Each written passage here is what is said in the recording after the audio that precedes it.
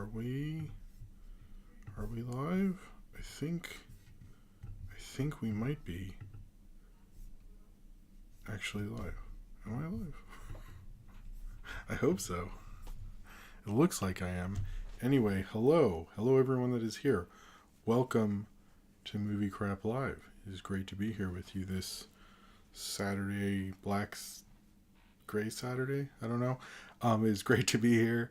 Cornbread is the thumbnail posted, but I want to say thank you for being here. William Elman, Austin, Purple Goop, Jordan Salafalo, Cornbread, I think, Purple Goop. Yeah, I'm glad that everyone is here. And Cornbread got ads. I didn't do that one. Well, YouTube did. I'm sorry. Anyway, hello everyone. Welcome to the show. Let me send out the inaugural tweet and then get rid of that. But I am here on the show. Where are we? Don't forget to post a tweet. Thank you, Conroy. I did. Thank you for doing that. Thank you. That is very nice of you. Hello, Elwood DD, Javier Portello, Nathaniel Foga. Can't have a show without Nathaniel Foga. Yeah. Wow. It's been crazy since last time. Not as much as anyway. But I hope you all had a good Thanksgiving. I have I did remember. I'm getting better. Here, let me fade in. Hello, look at this new, I kind of like this camera angle. It's the kitchen, but for this camera, this seems to work out a little better. At least in my crazy, in my crazy mind, it does.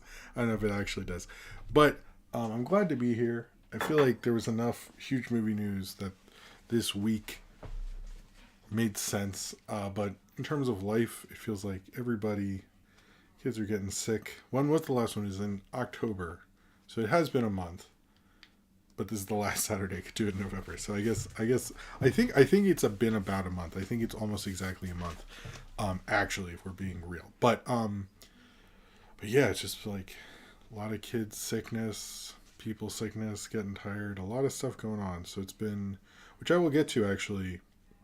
It looks less kitcheny. It kind of works just for this camera because I usually shoot with a different camera, so it's different. If you hadn't noticed, I think it's kind of obvious, but yeah, just dealing a lot of that stuff, and everyone's better, well, relatively, but just I don't know. I feel like since I got COVID, it's been a perpetual domino effect, which hasn't been fun, but and there's so many weeks where I'm like, I'm going to get this many videos out. And then I think I said I'll get a video out every day from Saturday to Thanksgiving. And that fell apart very quickly. But I'm not... Okay, I'll get to the blackout episode in a second. But so that's been a bit crazy. But I feel okay, about everything. I got... should we do the purple light? I can do the purple light. I just never do the blue light. I feel like the purple light's more... The red light... No, I can't... Hold on. I'm like super delayed. That's a good point, Austin. I don't like the red... Hold on. Wait, what button am I hitting? Oh, no. Yeah, I think blue works better with this. Let's just do blue for this. We do purple like all the time. It's just... Keeping it blue, I guess.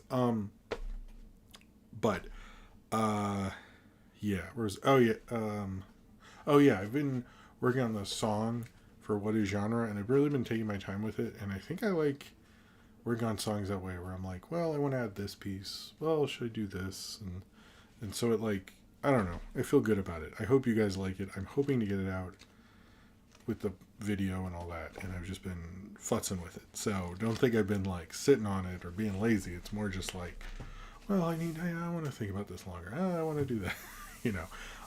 But purple is the best color. Okay, all right. It feels like blue audience wants purple. Let's stick with purple then. I don't know. I feel like blue. Yeah, whatever. It's just like the Eiffel 65. Now I'm not sure. Should I have stayed with blue? See, now this is the stream for people. People are like, this guy. See, the thing is, it doesn't look purple on the stream. That's my issue with it. I'll just stay with blue. We're back to blue. Okay. But yeah, so, and I've been developing a lot of stuff, which I'm excited to working on different stuff which will come out at different points. But so that's gonna be exciting. And yeah, just still shooting in the kitchen, making the best of it. But can't think of much else. It is interesting. Everybody, I guess, since last time, the whole Twitter stuff. I mean, the thing with making stuff and having a Twitter is you kind of like need Twitter because you have this bigger audience, and also like I have people like someone checked out my Angels with Filthy Souls video through Twitter today and liked it and stuff, and it's like I kind of need that kind of need that support. So I think that's why people do it anyway. So I went, okay, I'm sorry, I went with Black Adam again because I really liked it, and I was like, you know what, it's been a rough little month here, I'm just going to go with this. I won't do it again. I might do it probably a lot, but I really liked it this time. Leave me alone. Could do the rock energy drink. I mean, he is the biggest movie star despite everything with Black Adam, but despite all of that, yeah, I can't think of what else. Did watch some Turkey Day. We will get to that. The Rock does have me in his grasp. It's just, but hey, if there's a super chat, I will. Oh, hello, Juan. How's it going? I will drink some, I guess, to keep me awake. Okay, so the Sprite Wakanda Forever, I can only find Diet Sprite. And to me, it's like, if I'm doing Sprite, that doesn't make sense to me. Because how could you if it's like, I don't understand the soda thing with Wakanda, the Black Panther thing, because I really thought about that. I'm like, well, that's not going to keep me up for the purposes of the stream. Because Sprite already doesn't have caffeine. If it was a McDonald's Sprite, absolutely, I'd be fully charged. But that's a separate issue here.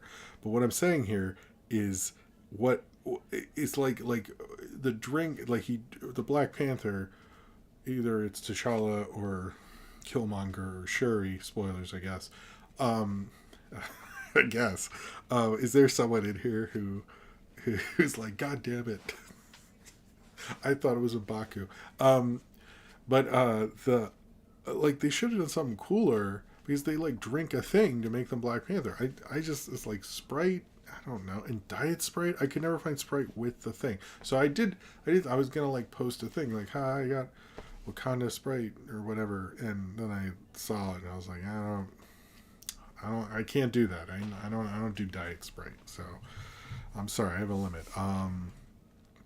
Oh, Sprite Cranberry. I didn't know Sprite Cranberry, like, the thing is, like, I'm in New York, so there's a lot of ways I can get different, like, sodas like that are pretty easy to come by, so it's just sort of like, I didn't know they were such a rare thing, but I think it's like, was it, I don't know, I forget who it was in the cartoon community, and I forget who wanted one. If there is someone, if I find them, if someone wants me to find them, we'll figure that out, I guess. Maybe we'll figure that out. Other than that, I've still been putting up flyers and stickers. That seems to be getting the word out. If by the way, if you were here from one of those, say something in the chat. Very happy to see you here. But let's get into it, I guess, fully, and all that. I can't think of much else to update. Maybe I will later think of. Oh, I started, what's it? Oh, I wanted to bring this up. I guess I'll bring it up when I review it eventually. It's My Father's Dragon. It was interesting. I tried to watch it with Sophie, and we've watched Cartoon Saloon stuff with her before. She got scared, so we didn't finish it. I need to watch it in full. But part of me thinks with the animated stuff, I don't want more restrictive ratings, but I wish on streaming for the kids section it would say, hey, this is appropriate for this age group. I don't want like it restricted. I just say like, hey, this is like more a 7 to 10 thing, and I go, oh, I don't, and because I noticed that with that and Ron's Gone Wrong, it's like it's not really for a 5-year-old, even though it's like marketed to them. So I don't know. I've been thinking about that, like how would you do that effectively? But I'd probably ignore it. So maybe there's no way I could have. Probably be like, it's fine, and then be like, what they should do. It's probably what I would do, to be honest. All right. They do. I think it was rated G Crimson Flower. I just don't think it was. I forget what the rating was. Watch, it was probably like R, and I fucked it up. But I thought it would be fine. I am excited to watch that in full and do a review on it. As well as I'm excited for Willow. Willow's going to be cool. And I have a review of that coming up. So, which I'm very proud of. Or at least when I shot it. We'll see. See how you feel about it later. Alright, so let's go through stuff. So, before we get to it, this and everything. Oh no, your computer's running on full processing power. I'm so sorry. I hope everything's okay. Just run away if you think it's gonna explode. Run.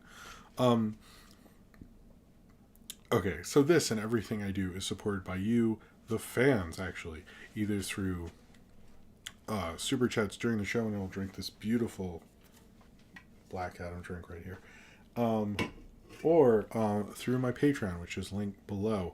It helps me be able to, do stickers and flyers to get more people to know about the channel, as well as new equipment, stickers, the sound blanket. That's why it doesn't sound as horrible as it used to in here. Which I don't know if people. I haven't really taken any pictures of the sound blanket. Maybe I should post it on Discord. But yeah, like, it helps me improve the show in certain ways, which ways you'll really see, and just helps me be able to make more stuff. So if you're financially able to do so, either do a super chat and I will read out your question before during the show and give me more energy to continue doing the show like I'm some weird video game, or go on the Patreon, and Patreon has cool stuff like there's you have more power in the movie review vote. There's a commentary series, which is going to get a new entry tomorrow. Actually, believe it or not, where I'm doing commentaries on Knock Force. I've done Cletus the Fetus, and I'm doing all my earlier kind of, I guess, important videos, let's say it that way, or substantial videos that I've done. So all sorts of short films I've done, Star Stalking, there's special exclusive videos on there. You also get postcards, all sorts of cool exclusive stuff, and all Film Route video content you get 24 hours in advance. So if you'd like to join that, click on the link below.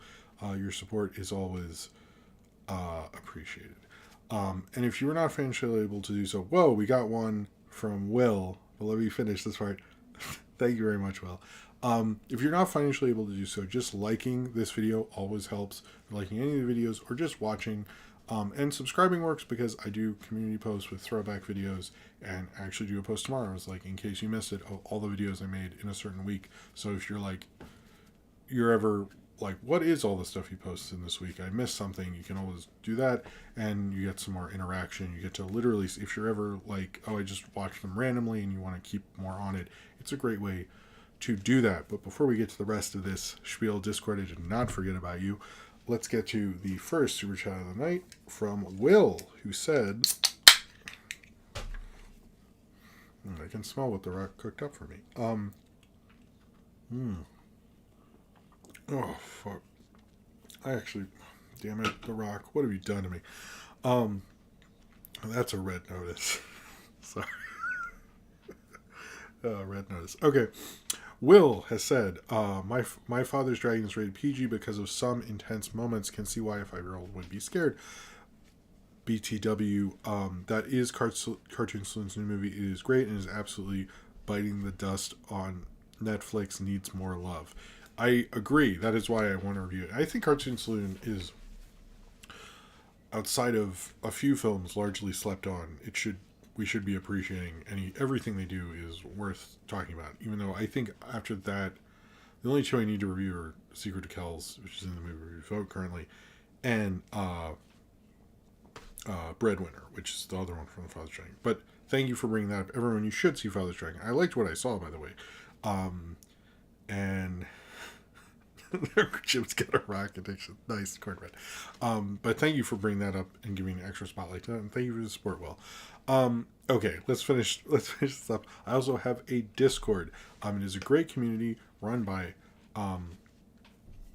Austin and Zane Powers. They do a great job. They do movie nights. I'm forgetting what movie they did last night. If they did a movie, they will tell you in the chat right here. But if you're ever like, hey, the chat seems fun, I would like to hang out with these people, you can go in there anytime. It's open 24 hours a day. There's sections like the novelty card channel, which Oscar has lost a lot of my cards. I mean, I shouldn't leave them out, and it's my own fault. So there'll probably be another post than that. So watch out. Don't get too excited in the chat. Everyone, calm down. There's the Ask Jim section where I do try to answer everything. I think there's like 2 questions I need to answer, or at least I thought so. And Ryan Walt. You can't forget about Ryan Walcherson. And you can see Cornbread's thumbnail predictions, which we'll see if I'm curious how right Cornbread is this week. But there's a lot of cool interactions. I think they do a good job. I'm always really proud of it. And they didn't do a watch along this week because of Thanksgiving. But they normally do one. They did UHF. They've done Attack the Block, I believe. Austin can mention that more. But they have a lot of cool interactive things. It's really the only Discord I regularly go on, and it's a really great community in all seriousness. As well as I have, while Twitter exists, I am still on there. I do not endorse any of the people who run Twitter, but I'm on there. I have a Facebook group that's in the description. I have a Twitter. Why am I saying that twice? I have an Instagram. I post videos and boring stuff on there. I still have a Tumblr. My Tumblr is still going. And I actually have a TikTok as well, which basically just posts kind of the same shorts and stuff like that. A few different ones, not really. But if you're on TikTok and you want to follow me there, they're all in the description down below, and your support on all those things is always appreciated if you want to do so. But if you're just watching and giving a like on this and all that stuff, that's cool. All right. So, we're going to sort of talk about Strange World and then get into the Chapek stuff, which I think the Chapek stuff can take up a huge chunk of time there. So, Strange World box office. It opened, it's like one of the worst openings a Disney animated film has had of, I think, ever. It was announced today. And there'd been a lot of questions on how it was advertised by a lot of people. I've not really believed the advertising hype because in New York, and I wasn't able to, because it's always a rush to get the show going. I have a video actually of the ads that we kept seeing everywhere in NYC. I'm going to play it now. It should not play with sound because I muted it, so it won't be loud, and it's going to be the wrong ratio there. But as you can see, this is the ad. Oh wait, it's not playing for you. It's okay. I screwed that up. All right, let me do that again. Okay. All right. Okay. This is the ad that's playing kind of everywhere in NYC. Like literally everywhere. I couldn't escape this. My daughter couldn't escape this. It's playing all the time. And on these little things outside, and there's that, I guess, and then the end of the shot. There we go. Sorry about that. But what I'm saying is, I don't think the advertising was actually the thing that killed it. And I want to go through this because I think I had tweeted, like, I don't think the advertising, sorry that video shit, I realized I needed to show you what was going on. But what I'm saying is this, I think this film was marketed because most kids, my daughter knew it was coming out. Hello, Lauren, how are you? I think, wasn't, that's an interesting one. I don't think like it will go down so far, right now at least. But, what I think happened is a lot of factors, and I don't think it is a simple. They didn't advertise it right because of the gay lead thing. I don't think that's actually what happened. I think a lot of people who are interested in animation are not getting the advertising that kids are getting, and I think that has been true for a long time. And I don't think a lot of people want to accept that because outside of like YouTube, and if you watch live sports, which I guess is the World Cup, I feel like. Oh boy. Okay. Sorry. Let's hope that's all. That's true. Like it's got. I'm not sure what classic cartoon fan was gonna say, but but I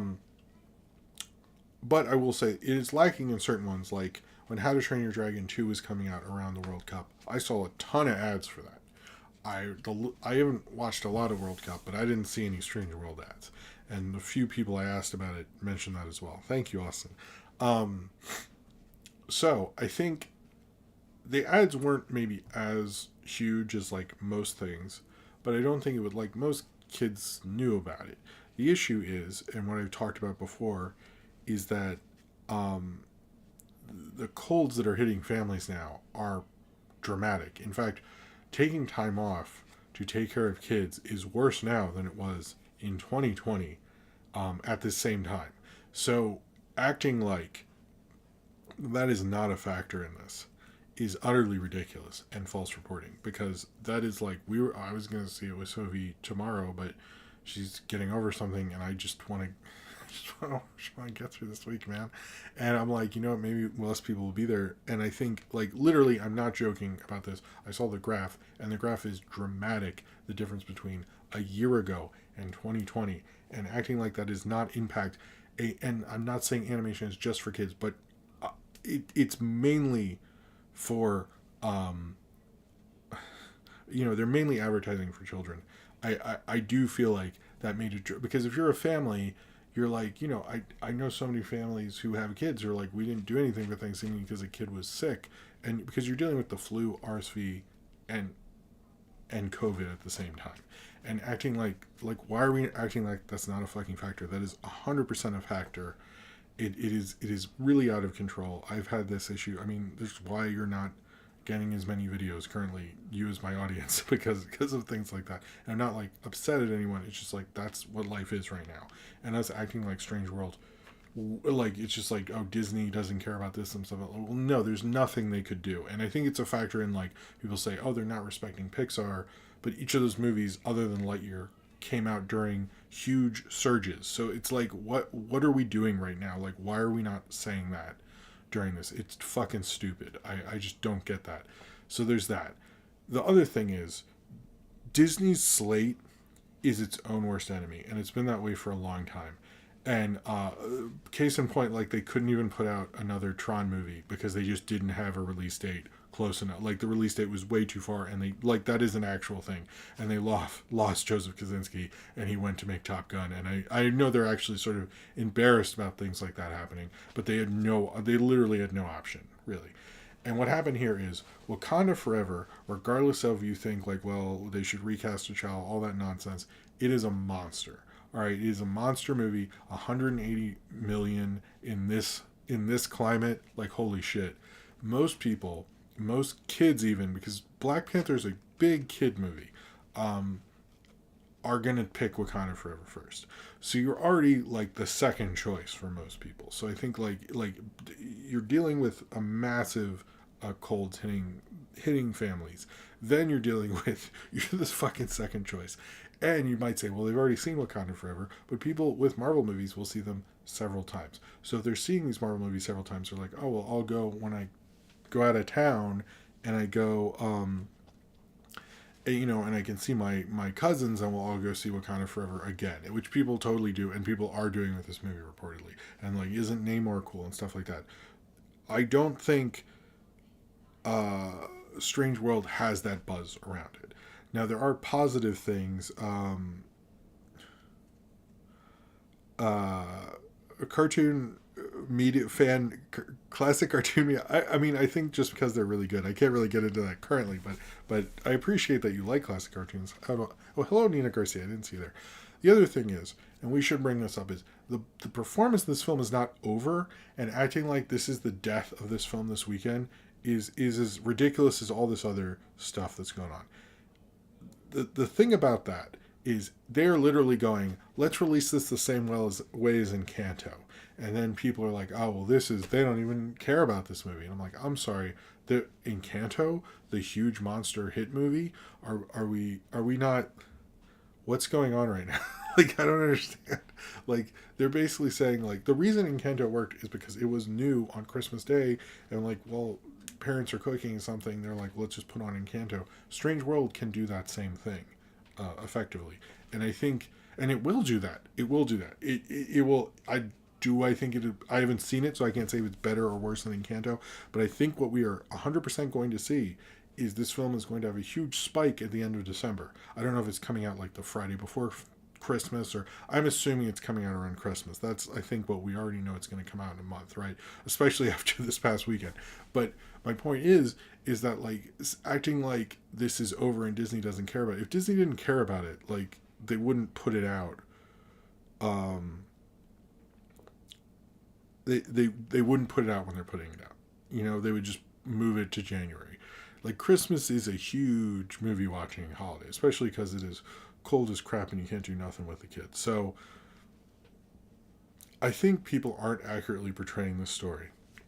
I don't like how they're portraying it, and I don't like how they're like, oh, families just don't care. I'm like, well, no, it's not that. I actually wanted to go to the movies with my daughter this weekend, but I also want her to get better. And like, I think a lot of parents are in that same boat. Like, none of us are like against the theaters or something. It's just like we want to have a week where nobody has to take off work to take care of a sick kid, and like that's the world we live in right now. So I think it was a bad release date.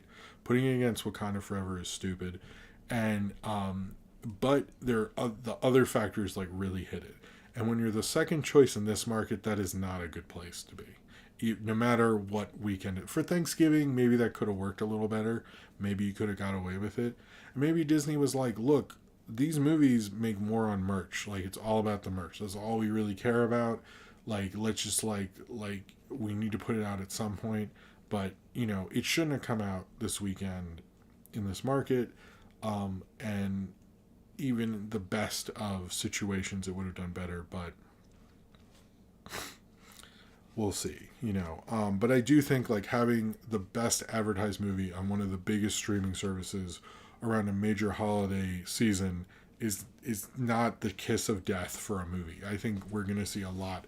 We're going to see a lot about Knives Out 2, Glass Onion, as much as we're seeing right now, and we're going to see a lot about Strange Worlds. So I don't think this movie is over. I don't think Disney doesn't believe in it, anything like that. I think they're trying the best they can, but like there's limited. Like, what are the options? Like, what's the best option here? Like, I mean, some of it is they are a victim of their own success. Some of it is also that it's a shitty situation. There's just no. I don't see how you get this to work with families getting hit with disease in the dramatic fashion they are with a family movie. It's also like an adventure film. Those never do as well for Disney. Like, I don't even think like Big Hero 6 is sort of a anomaly.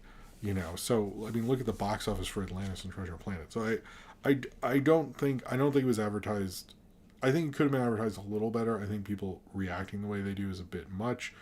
I just think like, kids don't deal with ads anyway that much, but I think, there were trailer little tiles on Disney Plus. So I do think kids were aware of it. I just think like they can't go right now. So that's basically it. So, I hope that made sense. I hope that was worth it. I'm too busy seeing the Jam be a cannibal for Strange World. That's funny. What did William Ellman say? Because that kind of got lost in this whole thing. Rewatched the Ruben Osler movie last night. Better or rewatch third act, didn't drag as much. Okay, that's interesting. I do want to see the cannibal movie, to be honest with you. And Alex G. Riff said, I saw that many other might in the same situation. That's contributing to the low numbers. I remember Good Dinosaur by Pixar had a similar issue. I do think Good Dinosaur got hurt by being the second or third option, but that was a better box office situation. I will talk about Dreamworks after we talk about. This ties into what happened to Bob Chapek on Sunday. Disney's CEO. Hold on. I'm going to get off camera to blow my nose. And hello, Garrett Newell. And then we will talk about Bob Chapek and go through that.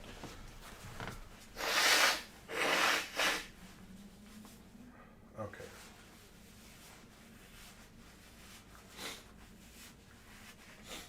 All right. Okay. I am back. Okay. So, ow, my belt's not. Whatever. So Bob Chapek, what happened? Thank you, Austin. What happened with Bob Chapek? He's never been someone who any of us have really liked. I think he was on the thumbnail for the last one, actually. Oh, funny story. Side note here. I meant to bring this up. I actually posted this thing on the first announcement. I was like, and James Gunn's taking over DC. And I'm like, oh, I talked about that on the last one. So I'm sorry about that. That was a mistake on my part. And I actually, Encanto does have a lot of merch. Trust me. Encanto has a lot of merch. Just trust me, I know this. Yeah, I kept posting this James Gunn thing. And then I was going through like, what did I do with the last stream? What was that about? And then I went on it. It's like Chapek, and I go, I guess we talk about him a lot. That makes sense. And then it was, like, my eyes went over. I'm like, James Gunn, Ruh-roh. It's like, oh, that was last time. Okay. It was just funny. So if you're like, why did Jim do that? I know I put in the Discord like, oh, messed up there. Nobody called me out though, so I'm hoping either everyone forgot or everyone was being nice. I'm gonna either one. So Bob Chapek was pretty unceremoniously taken out as the CEO of Disney on Sunday night. So much so that he was supposed to, and I'm not. This is reports. He was supposed to introduce the last Elton John concert, and they couldn't just like let this dude enjoy the concert. They were like, you need to go over here now, and they let someone else host the. That sucks. You can't even go, I'll see him on the next one. They took him out during the last Elton John show. You can't even go to another one. That was it. That's bullshit. Man. I actually think this shows they really hated Bob Chapek, but people compared it to like Goodfellas with Joe Pesci's character, and the more you read about it, like, I thought it's like a bunch of dudes being dramatic, but the more stories I read, the more I'm like, I mean, it's not like fucking a mafia hit. But yeah, they basically took him out and basically was like, you're fired and Iger is in. The thing, why Iger, like literally right before Thanksgiving, so like his mom is like, what do you mean you were fired? You did so poorly as Hello Medela Butterfly. You did so poorly as CEO of Disney. Oh my god, like they just like hate that guy. Like they fired him before Thanksgiving. Like he heard it from a family member, guaranteed. I know I tweeted about it, but that is like he definitely got to hear a bunch of bullshit this past weekend. Like, whoa, do they hate that guy? But like to do that to him, they couldn't wait till after Thanksgiving. But they completely fired him. He got a big parachute, I think, of $20 million because they did actually recently re-up Bob Chapek. This is not like they showed to everyone, because people were like, you guys like this guy? Like, are you sure? And Disney was like, oh yeah, we're going to sign him for like 2 more years. We love this guy. And then that turned out to not be true on Sunday. So another factor is Iger, which a lot of people think, and this is, I think, more theoretical, but I think is probably accurate, is Iger was looking to sign to, I think it's Red Arrow Capital, Red something Capital, and he was considering getting to sports management, and it looked like he was going to sign a deal soon. And they had been talking to him, and it was kind of one of those things where it's like, if you want Iger back, you have to act now.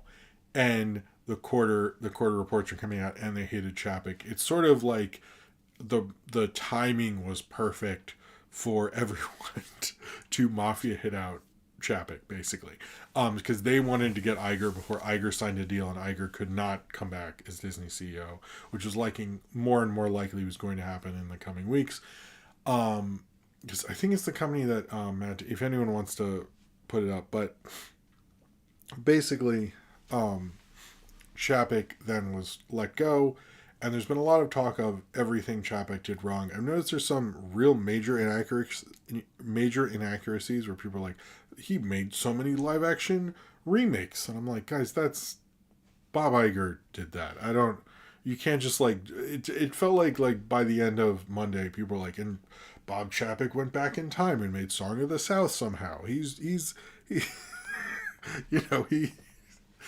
why Disney was anti-Semitic. Like, he busted up the unions in the 40s.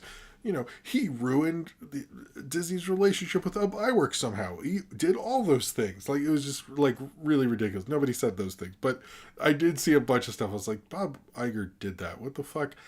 So, I mean, Chapek, in all honesty, was in a losing position when he started. He started as, I think it was like February of 2020. So there's no way this was gonna work out for him. He was always gonna be like the worst CEO ever in comparison to Iger, who just like came off of like something like 9. It was like $9 billion grossing movies, and no one was sure, even before the pandemic, no one was sure if there was going to be when the next $1 billion movie was gonna be.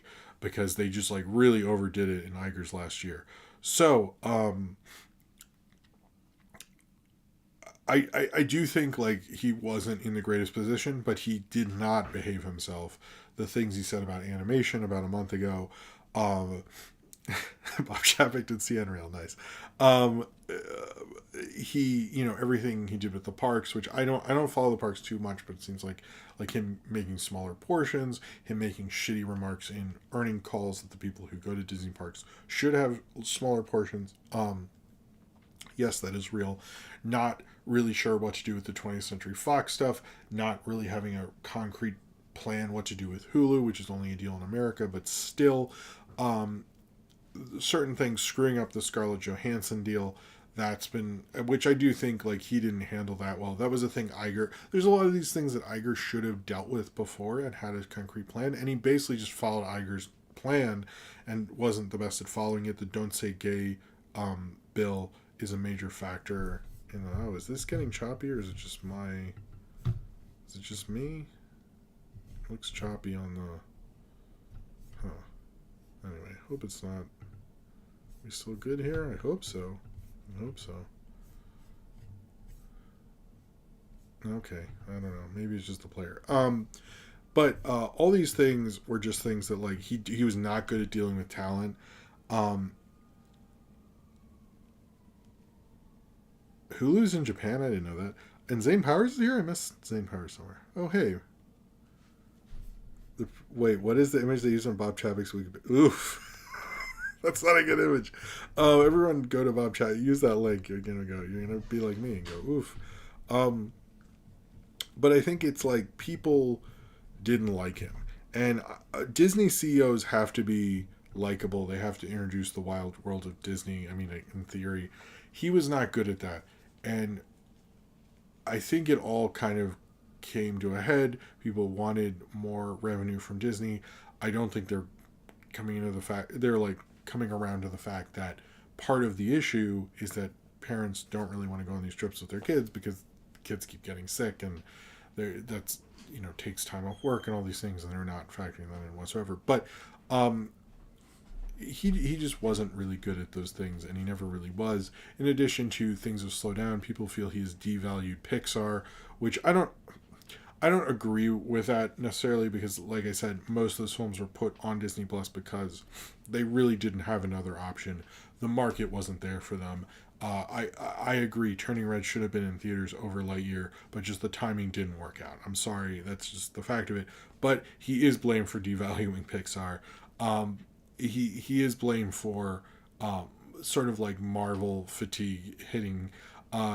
Also, Kathleen Kennedy not supposedly being wishy-washy in what the next Star Wars movie is going to be, which from what I've read and heard, she does have a plan, but we don't know it. So I've heard in some very rumored places, and not Midnight Edge people, don't worry, that she kind of knew he was going to get kicked out, so she didn't want to tell him. That seems very rumor-ish, but none of these things have been announced publicly, because they announced these Star Wars things also for stockholders.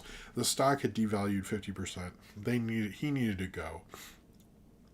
They should not have signed him to the 2-year deal. Because they did, they had to give him $20 million. So it's like that was their stupid mistake there. But Iger's being brought in. What's going to happen with Iger? I don't think Blue Sky is coming back.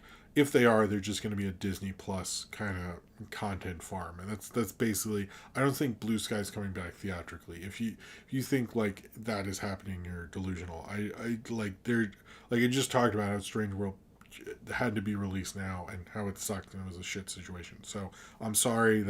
I would like it too. It's just the market's not there for it. If Blue Sky wants to come back, somebody else that's not Disney has to do it.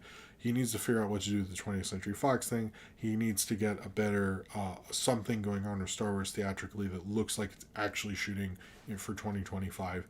If that release date is met, I think we're gonna. If we don't hear something going on in the next 6 months, like what is going on with Taika Waititi's Star Wars, what is going on with Kevin Feige's Star Wars, what about the other ones? How did they fuck up the Patty Jenkins thing? I don't understand that. So those certain things. Marvel, I think is in a different case, because I think Marvel knows. One, I think they thought Chadwick. I don't think they knew Chadwick Boseman was sick, so I think like had they known, this would have been different. And Guardians 3 getting delayed, I think this phase would have looked a lot different had various things not happened. But it did. Um, so we go. Sky High 2 is. I keep seeing the Sky High 2 thing. Is that for real? Like, now I'm gonna have to look this up because I saw Sky High in theaters. Is I keep seeing canceled. So is this a real thing? I don't know. But anyway, I think Iger is a. Damn it! Why did you just go to slash film? That I don't know what's going on in the chat. My dumb thing. All right. Chapek killed Chadwick Boseman. It's not funny, but I think Iger, his main thing, and what a lot of people are saying, some people are saying he's going to buy Netflix. I don't think that's happening. I don't think you're going to have a major acquisition from Disney ever again. Because I do agree that Apple buying Disney makes a lot of sense. You could just put all the Apple Plus stuff on there, or they could keep Apple Plus and put all the grown-up shit on there, including, all the 20th Century Fox stuff. You could build up Apple Plus, have Disney Plus, have them merge if you want. It works out perfectly. So, I do think we'll see what's going to happen. I think the Apple thing's probably the most likely, but the Chapek thing was cold. It was done to bring things around. Iger also liked to bring big movies into production around when he was CEO to make himself look good. That's why you had Endgame and Rise of Skywalker in the same year, and Lion King live action remake, and Aladdin and all that stuff. So I can see him like goosing up the slate, as you will. I can see that happening. All right. The Dreamworks logo. I don't know, and I don't understand why this is such a big thing for people. I don't really get it, because here's what the Dreamworks logo is actually doing. It is not about Marvel. They did not interact. None of these characters interacted at all. They didn't team up to fight somebody or something. It was just literally like the Dreamworks kid walking by and they wave at him. That's crap they did in the silent era. Like, you don't need to complain about Marvel all the time. I get it. They're like everywhere. It's annoying, whatever. But like, pick your battles here. Basically what it is DreamWorks is not really known anymore. The Bad Guys was a hit. And very well received, I might add. But the rest of it, like, we haven't heard much from them, and they want to have a big logo to be like, hey, DreamWorks, Universal has DreamWorks, what are we doing with it? And that's what that was about. That's all it was about. It's just to be like, hey, this brand is still here. We're still around. That's it. I'm sure it'll be abbreviated later, but like, damn. What's really funny to me about the whole thing is like Disney has a film called Disney Wish, in which they do interact with people from past films, which is definitely because of Marvel. And I didn't hear any complaints when that was released. The plans of that, like nothing, but like this Disney thing, and everybody, and that makes total sense to complain about right there. And it's like, come on, it's stupid. It's stupid. It's just DreamWorks trying to be like, hey, we're still around, guys. Don't forget about us. And everyone's like, rah, rah, rah. It's like, you didn't. The reason why I thought it was a joke there. The Boss Baby too. Yeah, that's true. Chapek slaps you in the face for no reason, not plausible. I can't believe that. All right. Before, the only DC news I literally have, I'm not is that so apparently one of the things that I mentioned this before, when there was a kind of power vacuum going on at Warner's, is one of the people who was taking up that vacuum was The Rock, and apparently The Rock got Henry Cavill there and was going to be more involved in trying to get Man of Steel 2 happening, but apparently when James Wan and Peter, whatever his name is, took over DC, that might not be as true, and apparently there isn't a real deal for Henry Cavill, and they haven't even started writing a screenplay, and it's not as done as people thought it was. I don't know about all this. I kind of think like he left The Witcher for something, like for a deal. I don't think he would have done that just willy-nilly, but we'll see. It's interesting. It was done by the rap who's pretty responsible, so we'll see about all that. But it's interesting thing to note. We'll see. I kind of think Man of Steel 2 will almost never happen, but we'll see. Yeah, it's like, why did he leave Witcher if this is not? I kind of. It's also like there's a lot of questions with Superman, like what's going on with the Ta-Nehisi code script, what's going on there and that, and I don't know. So James Wan and Jason Blum are going to join forces to make a massive horror film factory for Universal. It's combining Blumhouse and James Wan's like weird label I forget the name of. It seems like as soon as James Wan's producer went with James Gunn, James Wan was like, I'm out of here after Aquaman 2. It seems like that. Maybe he'll do a third one, but it seems like he's kind of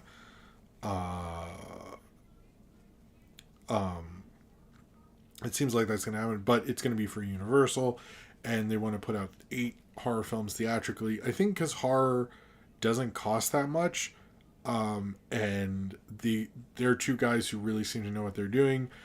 Jason Blum apparently is like, I'm not really actually very creative. I need someone who's more creative minded to do this, and so they got James Wan, which sounds like a good idea for them. It sounds pretty cool. I'm sort of excited for it. I kind of am like, I don't know if I want everybody working at the same thing, but I'm curious to see them do it. I mean, if I got 8 great horror movies in theory, that would be great. Will I get 8 great horror movies? Will we? Probably not. But it's kind of cool that they're coming together. It's interesting.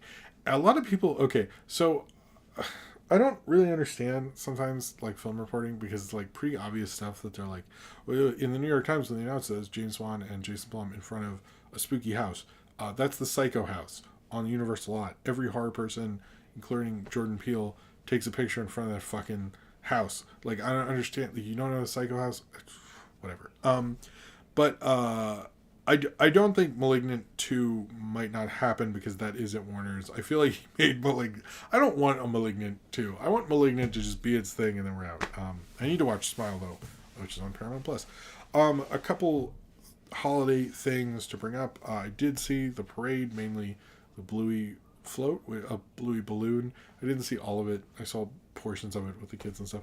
And I did see the voices of Bandit and Chili on Jimmy Fallon, which was weird when you see people you only know their voice from a cartoon, which that was cute. It's like one of the few times I've wanted to watch Jimmy Fallon.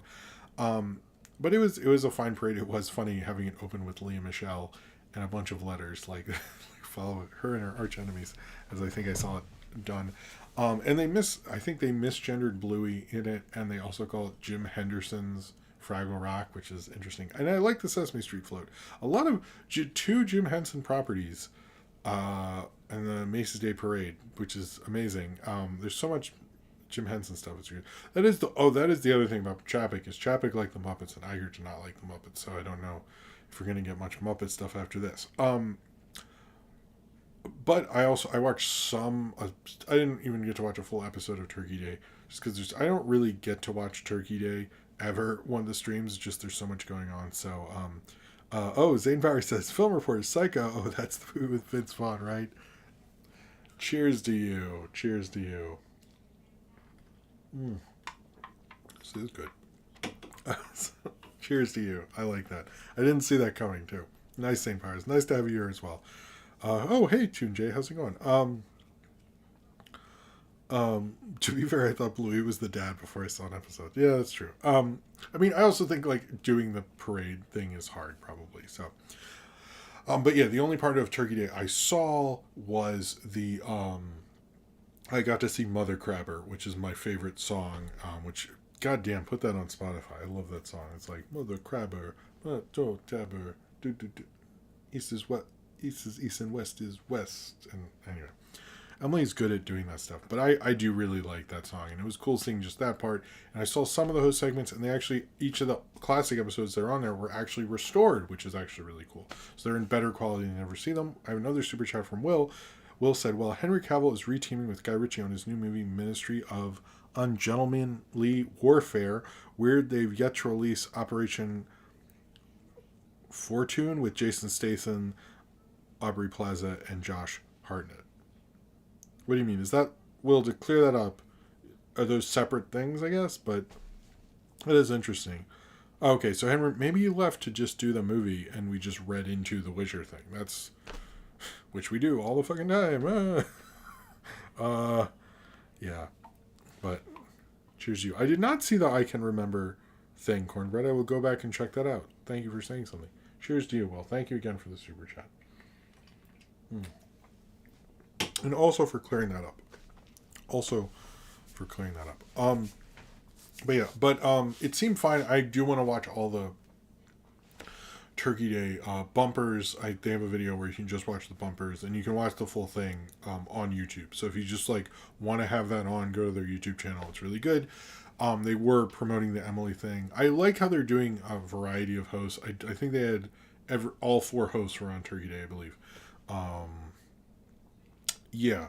So I keep saying this thing, and people ask me to talk about it, and I will mention this. Thank you for posting that again, Cornbread. And everyone, that's the reason to check out the Discord, so we can see that. I got a comment on the I Can Remember thing that there's a version with a little boy, which I don't know, but we'll see.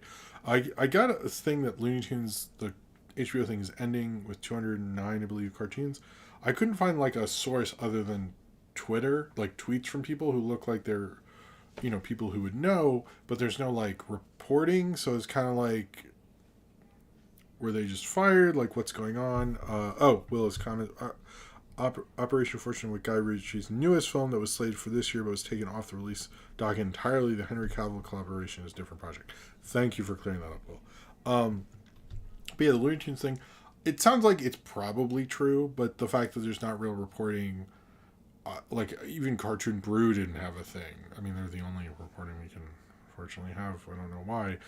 So I don't really want to go forward and say that's confirmed or anything, but it looks likely. But even I, as someone who was watching them fairly regularly, it kind of fell off because, Pete Brown said on his Insta the production had ended. Okay. Well, I guess thank you, a guy named Crystal. That would have been, I couldn't find that source when I was looking, so thank you. As well as Cuphead, and this one, I will say, it seems like as well that people on Cuphead believe that Cuphead is over, but they have 12 more episodes storyboarded that are not done. We'll see if they can still do this. I assume if they get picked up for more. I have heard more people talking about Cuphead than most of these like great cartoons that you only hear about for a weekend or something. But we'll see. The other things, let's see. Blade has a new director and writer. The director, which I guess he's more known currently for doing part of Lovecraft Country, but he was also what's his name, Jan Damage, I believe. But he did this film 71 and was considered for a while for a lot of big projects, and then he kind of like fell off the map, and I was wondering what happened to him. But he is involved, and they have Michael Starbury as well, who who earned an Emmy nomination for When They See Us. That seems like a good pick of people. I know Mahershala Ali was not happy with what was going on in the script, and they wanted more action pieces. And someone who is doing Lovecraft Country and made a film that was being considered by Bond producers and other action. I just know about the Bond one, but I remember his name was brought up in other ones. I forget which project, so I don't want to say, but I know when people are like, he was highly in consideration for that. I do think that that could be interesting. I think that's the kind of team I like, and I think it could be a better path. We'll see what happens with Blade or how much more it gets delayed, but at least it sounds promising right now. Austin, as the Super Cat said, I saw a bit of season 13. It was pretty great. It was Sampo versus Dracula. That is a good one. I hope they do a season 14 and they do a Mike one. Also, odd classic picks. That's true. I would say Austin, first on, cheers to you. Thank you very much. If you're gonna watch any one, watch Munchie, and then Dr. Mordred with Emily. I think those are like, I'm gonna rank them when the last one comes out of the season. I'm actually gonna do it. But Munchie is an all-timer. I'm going to say that right now. And unequivocally, I will just spoil. I have not seen the Christmas one, but right now, Munchie would be my top of the season. I'm not even going to like try to be like coy with it. It's really, the hard part will be ranking the rest of them, but I'm going to say that. This came out as sort of a rumor, but Jeff Snyder, who, regardless of his other opinions and how he acts on Twitter or whatever, is good at scoops, and I trust him on that, That Sing 3, which is in production, will not have Gareth Jennings as a director, who directed the first two, who used to do live action stuff. It sounds like he's moving on to something, and Jacob Shue, who directed something that was nominated for an Oscar animated short, will be directing. I don't think that has been confirmed. He admitted that he wanted to get further confirmation and couldn't, but he said they waited too long, and I have enough good sources, so he announced that. So yeah. Munchie, who hosts that one. Munchie is Jonah. Munchie is Jonah. I think Jonah got the better ones, but it's like Jonah was doing several seasons, and the other two hosts, which is Joel and Emily, are just starting out, are a little greener. So I think like the Jonah charisma and riffs are the Jonah charisma and his delivery is a little better on that. But it is interesting with the Sing 3 thing, they're bringing in someone outside. The Tarantino... first, there was a Gamera reboot announced on Netflix. That sounds really cool. I'm excited for that. So I'll just bring this up and then I think it's just trailers and a few things, then we'll take a break, and then the two segments. I should have mentioned that earlier, probably, what the two segments are, but, well, you probably know, so it's fine. Tarantino's been doing this. He has a podcast, believe it or not. If you didn't know, it's on Spotify. I think it's just called Video Archives, with him and the co-writer of Pulp Fiction, Roger Avery. And he constantly is like going on interviews and giving like hot takes and stuff, like how now is the worst time in cinema, all these things. And there's one thing about superheroes aren't movie stars. That is the most boring take. Like, people have been saying that for 10 years, that there are no movie stars anymore. And like, what? First, I do actually think there are movie stars. You look at, like, I think Chalamet, he's like one, like, defining hit the way DiCaprio did with Titanic. I think there are certain people who, like, Jennifer Lawrence is a movie star. Austin, he's very sweet and filled with turtle meat. I never thought Tarantino would be described that way, but I like it. Cheers to you, Austin. I know you're talking about Cameron. I'm just being stupid. I do know, Austin, I've thought about how I'm going to do the rest of season 12. I might, between when season 3 and season 13 and 14, I might catch up on those at some point. But that movie star hot take, like how that became such a thing, I don't understand. I thought that was really stupid. A lot of I really wish he wouldn't be spouting all this stuff, because some stuff like, I did talk to Kanye West about this thing, but I thought it was going to be this. And like, I think when he talks about movies he's passionate about, but I do think as he's gotten older, you see the holes in his film watching and the holes in his knowledge. And I wish he was smarter about, like, I think one of the smart things about Pulp Fiction is it's smart about not showing you stuff. And I think he has lost that as an older director. If you look at his, Inglourious Basterds onward. And I really wish he was smarter about that. That's what I wish. All right, let's go through some trailers. I didn't get to watch one of them. I'm realizing. Oh well, I didn't get to watch John Wick 4, and I kept meaning to, so I'm sure it was great. The Reno 911, I think it's a wonderful heist. It looks fun. I didn't see the last one. They're more pushing that it's going to be on Comedy Central and kind of mentioning Paramount Plus. Assuming it will go there eventually, but I didn't see the last movie. I would like to. I really like the Quibi stuff, and I've always liked Reno 911. Even the later seasons are really funny. So, I don't know if I'll check it out. I feel like I have enough stuff to catch up on, and I'm like way behind on Andor and stuff. So, I don't know if I will, but it did look fun. The Elemental trailer looked great. The one thing that was weird to me about it is Snow Day. There's a Snow Day reboot on Paramount Plus. And like, here's my thing with this is fine, reboot Snow Day. Don't mention the haiku song, which I bought the single when I was stoned in high school and thought it was really funny, and I think I still have somewhere. But that's a more interesting story than that whole movie is, trust me. But kids don't have snow days anymore because of post-COVID, because of learning from home. So like, fuck this movie. Like, what? Like, I'm sorry. Like, that's not a thing anymore.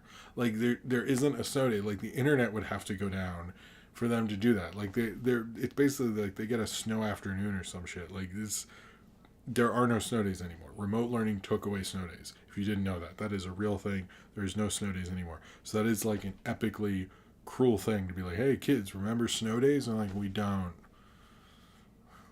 know what they are. So fucked up. I did see the Groot and the Dust Bites thing. It was cute. I thought about doing a mini review of it, but what more are you going to say? It felt like Miyazaki got a lot of money. Studio Ghibli was like, you want us to do what? Yeah, that's gonna cost you. And apparently it was actually done because of it was the 4-year anniversary, 3-year anniversary of the debut of Disney Plus, and that was the actual purpose for it. That was why they did it, and apparently spent a little extra on something like that. So that is why that happened. 2 things I noticed in the theater in this semi-trailer thing: the Whitney Houston trailer and the Mario trailer are both way better in theaters, because like when I see the Whitney Houston trailer at home on TV, I'm like, eh. When I saw it in the theater, I was like, holy shit, this is amazing. I gotta see this Whitney Houston movie, man. I don't know. And then when I watch it at home, I'm like, yeah, I don't. So like, it definitely helped. I'm gonna say that. And Mario looked even better in theaters. I'm gonna say that also. Last couple things before. Oh, I have the Obits before the break, and that's gonna okay. A few things. There's a Snoop Dogg biopic with one of the Hughes brothers and the co-writer of Black Panther, who's not Ryan Coogler, obviously. That could be really interesting. Particularly, like, how much is the No Limit Days going to factor into this? Like, I don't want just the death row. I want the No Limit Days. I want him after the No Limit Days. I want him working with Pharrell in Rhythm and Gangster. I don't know where you would... Like, where do you stop? Snoop Dogg is a show. Snoop Dogg's not a movie. I don't know how you do that, but that's a whole thing. Next year, there's going to be a Bad Guys Holiday Heist. I'm interested in that. No, Chris Pratt did not sound better. I'm sorry. Chris Pratt doesn't sound better. Everything else was great, though. There was a first look at Indy 5. It looked fine. Cool. Indy in New York in 1969 fighting Nazis who run the space program. I'm there for it. I'm expecting Indy to go to space. I'm not sure more people aren't thinking about that. Daniel Kaluuya has been cast as Spider-Punk in the Spider-Verse sequel, which sounds cool. And I was asked to bring this up, but I will. Shin Ultraman will be playing as a Fathom Events thing on 2 nights, January 11th and January 12th. All right. So this might take a little bit of time. We had 2 kind of major deaths, and to be honest, 2 major deaths from literally the thing I watched, the programming block I watched when I got home from school in elementary school. I think first is Kevin Conroy. I've always looked at him as the Batman. I don't even think of him as my Batman. He is the Batman. He's the only one who could do Bruce Wayne and Batman so perfectly. He's I will get to you, Nathaniel Foka, but thank you for the super chat. He's the only one who kind of portrayed the elegance of him. He's also probably one of the few Batmans who can play the gray cape and cowl as well as he could. He brought so much to that role, kind of a maturity and elegance that I think most actors dream of. And without him, I don't think it would have had the classic Hollywood vibe to it. I could talk all day about him. I saw him at a panel when I got my Blu-ray box set of... Well, I got it later, but I saw him at New York Comic Con. I'm glad I did. He was an epic man. He was an epic performer. He always gave back. He was starting to talk about his sexuality recently. But I always looked at him as one of the greatest voice actors of all time. And I don't think I will forever be sad that he didn't get to do more. And he still gave one of the best performances in the best Batman movie. You can quote me on that, because I know that shit is true. I mean, and he's doing the dramatic, like I'll put it this way. We joke about the Spider-Man thing where Mary Jane turns into dust. Everyone's like, he's overacting. Kevin Conroy does technically sort of get in that overacting territory where he's crying as Batman to his parents' gravestone. You know what I mean? And I defy you to watch that and not know it's operatic, know it's too much, and Kevin Conroy fucking goes for it. And you believe it, and no one's sitting there in the theater or when you watch that movie and going like, oh, what a egotistical actor trying to like perform it. He sells it, and he sells it like what if Batman doesn't want to be Batman anymore? And just just I could go on and on about performance beats he's done and the elegance of him and just like him as a great person. But we really lost one of the great voice actors of our age. Before I move on to the other one, I will get you the Nathaniel Focus Super Chat. I'm sorry, this is a major whiplash in tone. But he said, only good thing about Snow Day was the Hippo song Wasting My Life. They planned for it, and the remake doesn't even have that benefit going for it. Cheers to you, Nathaniel Focus. I also was surprised no Pete and Pete casting in the new one. The next one, and there's a third one after this, which you might not know about. But Jason David Frank, look, I grew up when the Power Rangers hit as a Power Rangers fan. Maybe I was too old for it. I'm probably too old for a lot of things, but seeing his rise was insane because I will put it just pretty distinctly. The Power Rangers were the biggest thing in the world in elementary school already before he shows up. It's basically like they were as big as the Beatles to kids, at least. And he comes in, not only becomes the most popular one, like who comes into the Beatles and out Star Makes the Beatles and then becomes like, it's like, who are those other guys? But you know the Green Ranger. Everyone throughout all the Power Rangers knows this one guy. He's the most synonymous actor with Power Rangers. And it's because he had that charisma, because he had that vibe to him. Even when he always stood up for like the family friendly thing with Power Rangers. He was that guy. I can't really comment on what was going on in his personal life, and we don't really know what was going on. I was shocked, frankly, and I thought it was very sad because he was kind of always the Power Ranger guy and always the guy who like was rooting for it. And one thing I will say is him and the Billy the Blue Ranger did not have beef like everyone was saying. That has been debunked. I've seen them take photos recently, so even if they did, they seem to have gotten over it, and that's their choice. But I found that to be very sad. If if you do feel in that position, I hope you will call. I don't have a hotline or something like that, but just please try to reach out to someone because that's very sad. He has like 4 kids, and I don't know what was all going on, but yeah, that was a very tragic one there. So yeah, the next one I want to bring up, you probably don't know about this one, and I've been meaning to share it on social media. I'm not sure how to do it, but there's this graphic designer, and I did some talks for him when I worked at SVA and stuff. George Lois, I have his book here, which I don't know how available it was now. It's called Damn Good Advice. It's really good. He is the one who did the I Want My MTV ad. He did like the Muhammad Ali famous Esquire cover. He did so many like just amazing like ads. There's a Tommy Hilfiger ad he did that was kind of my inspiration for the flyers I did recently. He's like, when you talk about like epic, what he was considered sort of one of the bases of Dom Draper and Mad Men, although he fucking hated Mad Men a lot.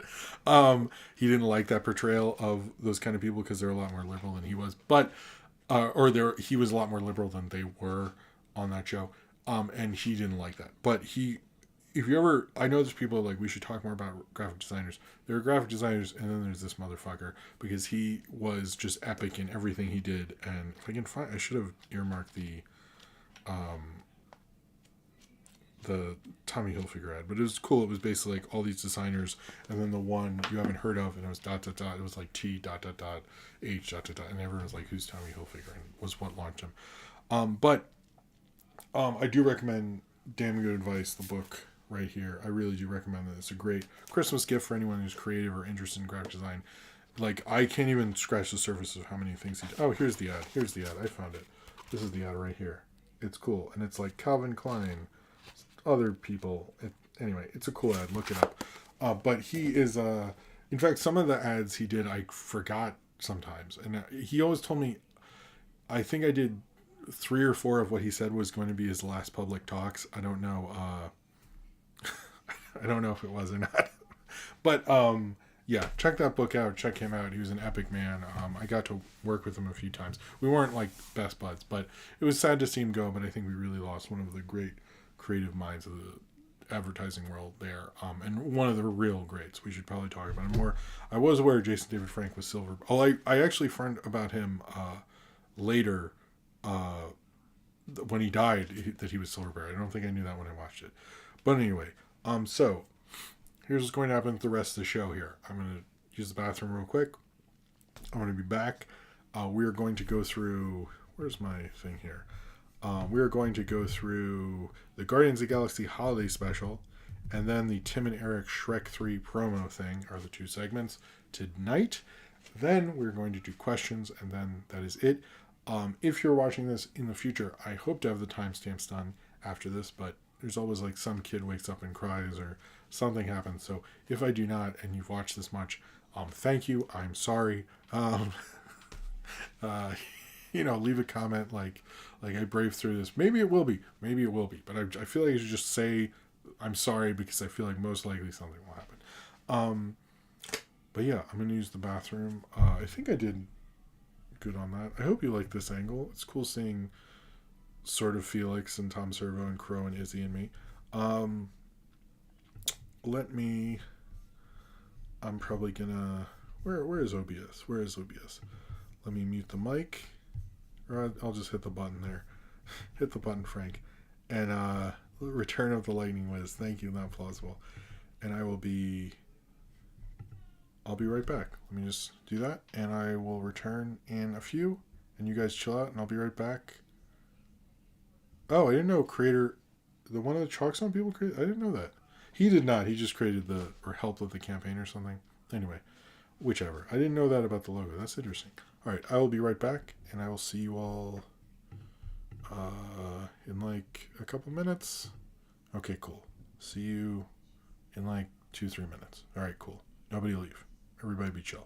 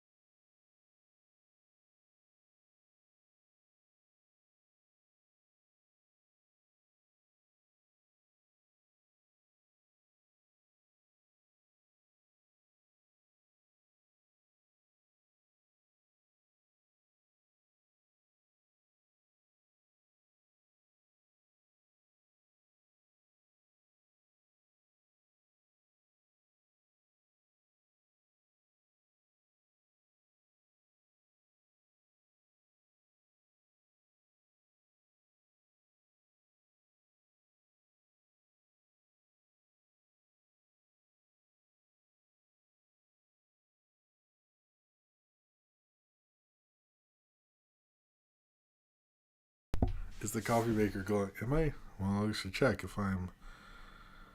Can you hear me? Okay, cool.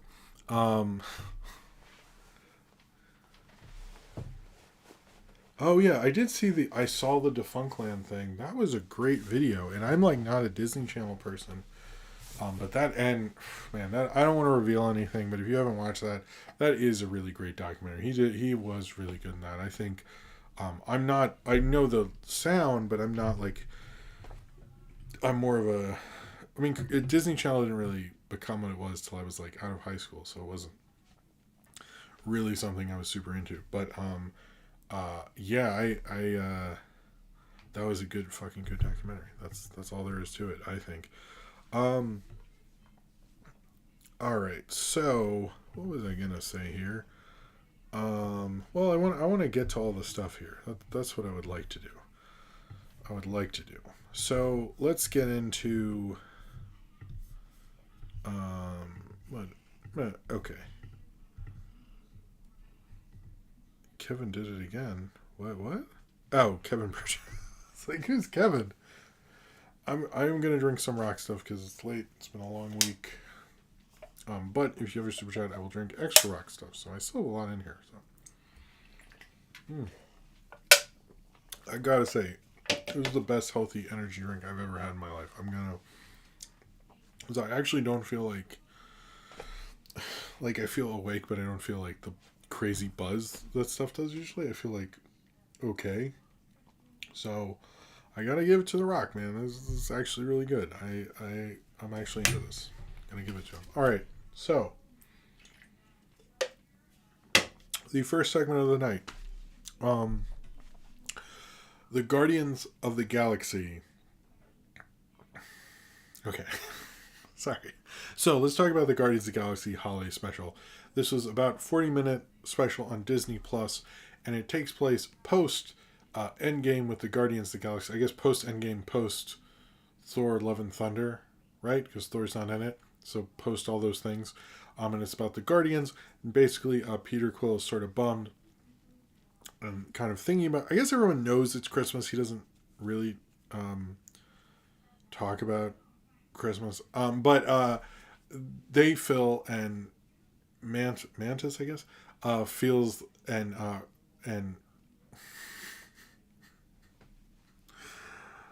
man. Okay. I'm starting to like forgetting everybody. What is going on? Hold on. Guardian. Let me just bring all this up because I'm a little forgetting people's names here, and it's just like. Okay. It is Mantis. Okay. So, Mantis and Drax decide to go to Earth to get Kevin Bacon as a Christmas present to cheer up. Fuck it, we're doing it live. I rewatched that today, and I was like, man, that's still funny. He just gets so upset. But Drax and Mantis go to go to Earth to kidnap Kevin Bacon as he is a great warrior, and then they bring him to Peter Quill as a Christmas present. Because Mantis is like, well, I'm his sister. We don't talk about it ever, but I'm his sister, and I should do something nice for her for Christmas. It is a cute holiday special. I like that Kevin Bacon was super cool in this. I also like that the band, the Alien Band, was the band the Old 97s, which I thought was really cool. Like, and I like the music in this. I felt like you kind of know what a James Gunn music is gonna be. What is? I'm confused about all those emojis, but it's fine. It's just weird. But I feel like you know the typical like 70s, 80s thing. And he didn't do that. He had a Smashing Pumpkins. I believe it's Smashing Pumpkins. Maybe it's Swan or Solo Billy Corgan or something. But it was I liked what he did there. Some of the sort of traditional classic rock kind of stuff. But that was interesting how he did. And I liked the actual story. I liked that the old 97s were there. I like how game Kevin Bacon is. I would like a supercut. Could someone on YouTube make a supercut of actors in movies talking about how they hate actors like that? I do think it's funny. It was in, I think, the first Paddington. It was in this, and I love watching actors talk about how all actors are liars. It is like really funny. I don't know. It's just like I don't know, very humorous to me. But I do think. It's a fun special. I would actually recommend it. I do still think it's weird that we're referencing the title of this and the Lego Star Wars references the actual Star Wars holiday special, and yet Disney Plus has yet to release the Star Wars holiday special. It's just it's more weird that it was like, why are you referencing it so much? But whatever. This doesn't reference it at all, I don't believe, but it was cool. All the Guardians were there. They seemed to be having fun and had a nice vibe to it. It was a cute little special. I could honestly watch this again if my kids are into it. That's some minor lore things kind of tied up. I agree with a lot of people. Austin in the chat saying Groot looked weird. Groot did look weird, but it was fine. You don't see Groot a lot. It's mainly Drax and Mantis and going to Earth, and that was fun. And it's a cute little special.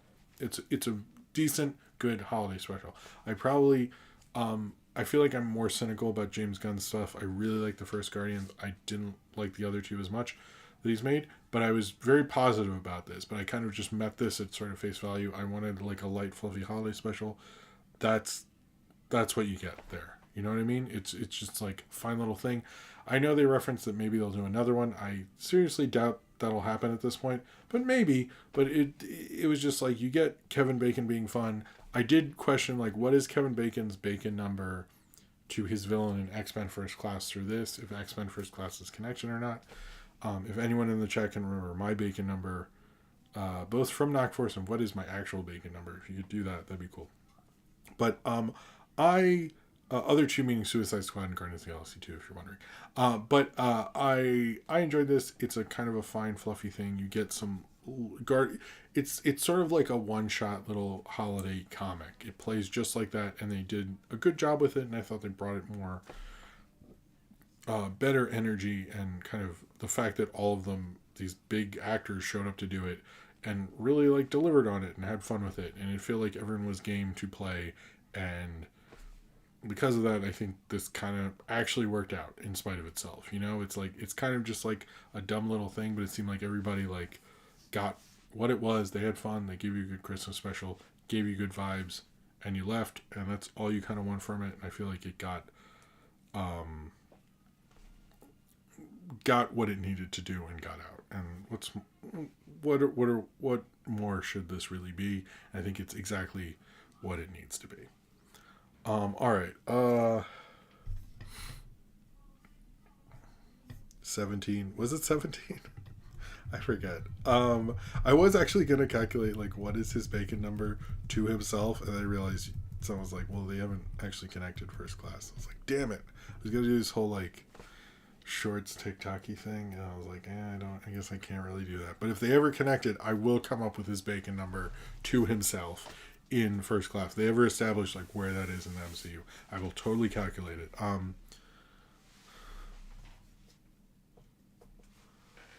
Ian's was 3 on a good day. I'm assuming that's his connection to Kevin Bacon. All right. So first off, I want to say there's going to be a lot of Shrek stuff coming out this month because I have to find a way to get Shrek the Halls. So there's that. There's this segment I'm going to ask to do, and Puss in Boots, and possibly Puss in Boots 2. I'm not sure because theaters are going to be packed. You will see that in Avatar 2 right away. But at least by the very least, we're getting 3 different Shrek videos. I'm going to try to not have them all in different weeks to kind of parse out the Shrek content. But so Tim and Eric, when Shrek 3, okay. So when Shrek 3 was coming out, Tim and Eric decided to promote Shrek 3. They are not in Shrek 3. I don't think they have any connection to anyone who works on Shrek 3, maybe. But they were super into promoting Shrek 3. They would wear green paint. They would put on Shrek ears. They went on other TV shows like Attack of the Show. They went on, Human Giant was doing a 24-hour takeover of MTV. They went on that. And they made a lot of promos that aired on Adult Swim and their own shows. And they even remade their MySpace page in terms of just, like, remade it to be promoting just Shrek 3. I'm not joking. Like, they were very on it for Shrek 3. And I always thought this was really funny. And I found a compilation. I tried to find other segments. I remember they were on, like, MSNBC and stuff at the time. I could not find those clips. And I also could not find...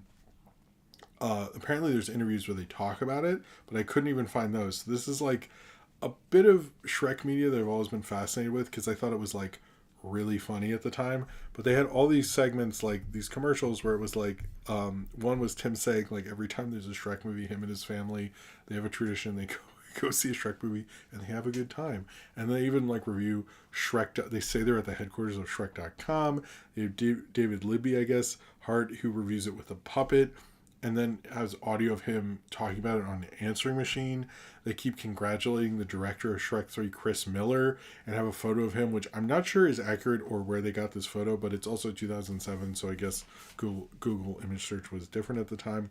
They keep promoting Singular Wireless because they love checking out Shrek clips on their phone, and they're not being like ever not positive. Like, it's obviously ironic and stuff, but they're always being like, we're promoting Shrek 3. They putting on masks. They call May 18th S Day. They're like, it's very important you see Shrek on May 18th. You go to the theater. Like, I think they say the perfect way to enjoy the Monday after is to be able to talk about Shrek 3 with your coworkers. And they're so passionate about it. But it's like, or they have a Shrek conversation in one where they talk about how Shrek is too sophisticated to be considered a movie. It's just one of those things where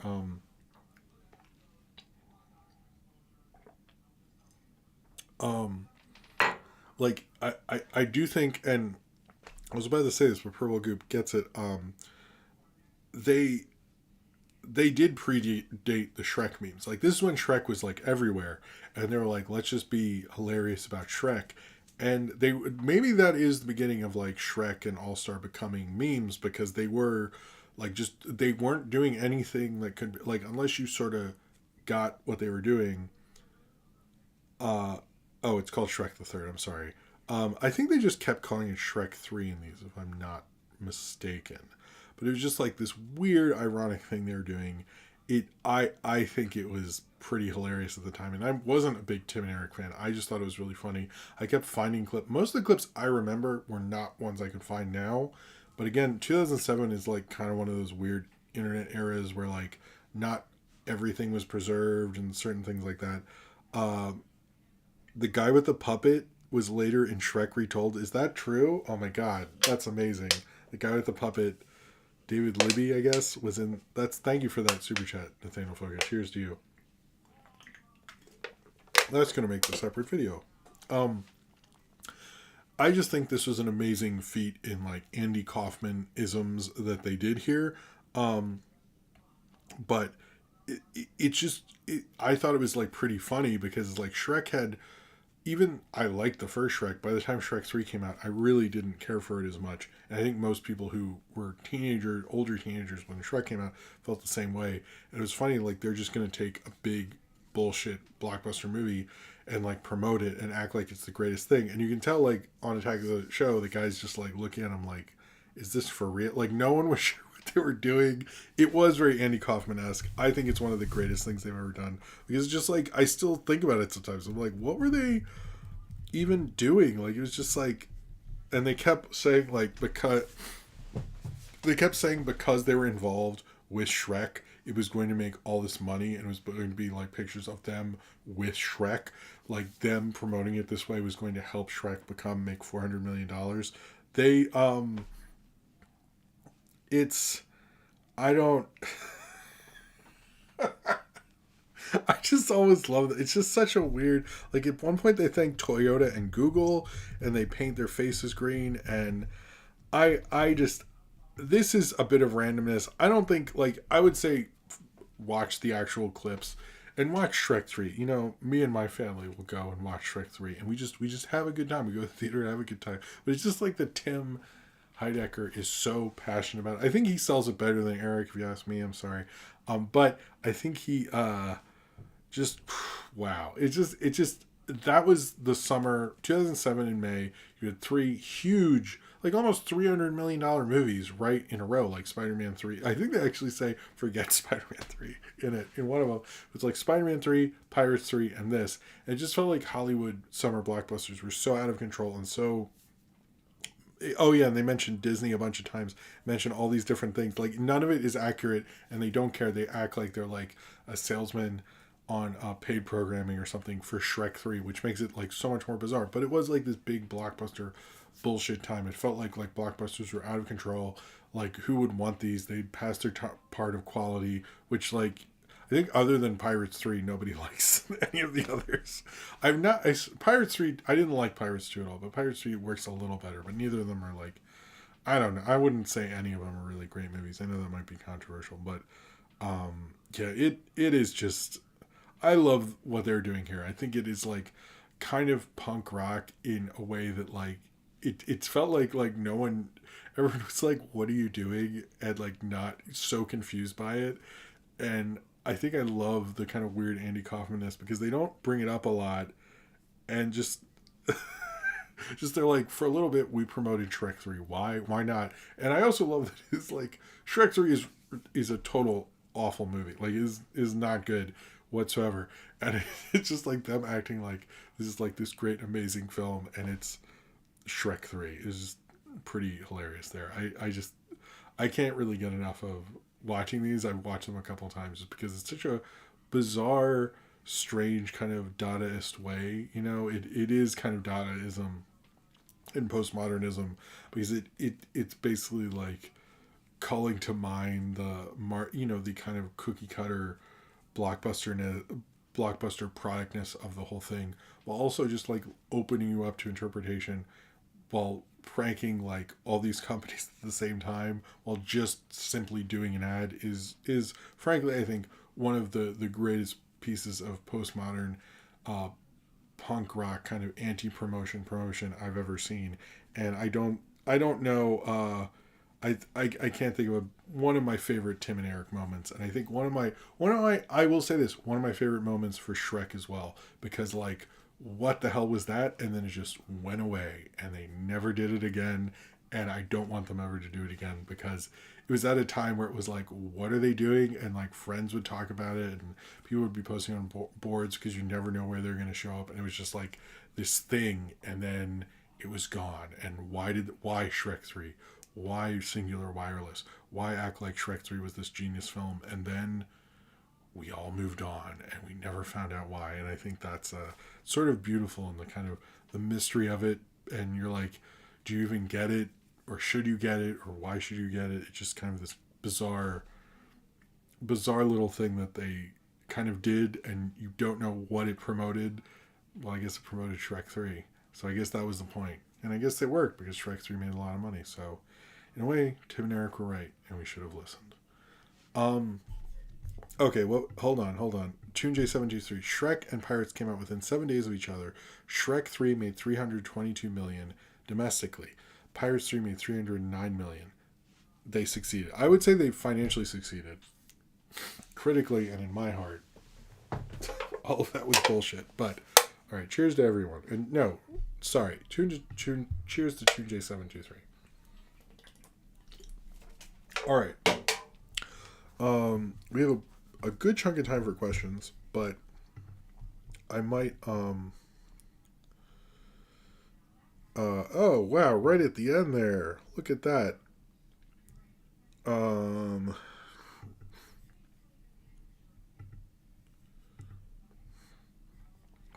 Right at the end there we have the sexy whatever thing. Okay.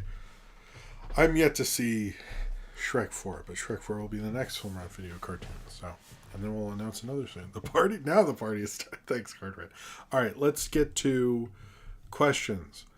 We have two Patreon questions, I believe. One is from Nathaniel Foga, who says, "What's the best thing you've made or have eaten for Thanksgiving?" I used to really, and I know it's in the Knockforce Turkey Day, Turtle Day thing, but I super do actually really like mashed potatoes a lot. And I was like, went too far with it when I was a kid. But, and I think I made them a couple times, and I'm proud of that. And I think there's a turkey, I would say I'm more assisted with, what my wife made, that I am proud of as well. But I'd say mashed potatoes, most likely. Then we have, okay, by the way, Nathaniel Foga, follow up to this.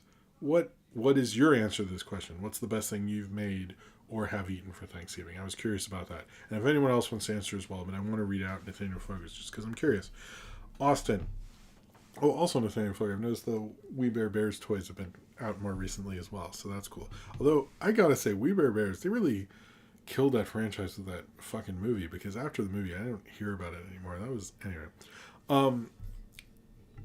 But our house needs to watch more We Bare Bears. But Austin says, "What a great show, Jim. I hope you and your family had a great Thanksgiving. In relations to what I wanted to know, in the 90s, what MST3K Turkey Days do you remember watching? Which were your favorites, and which were your favorite and which one was your favorite? Which, okay, whatever. I sort of get what you mean. I actually, oh wait, hold on. Nathaniel Focus said I actually made some honey walnut shrimp. This thing's, oh fuck, that sounds good. And it was spectacular. That does sound spectacular. Good on you. That sounds like you know how to cook. Uh, so I actually did not get to see any of the classic Turkey days because by the time I got into MST3K, it was like when the seventh season was winding down.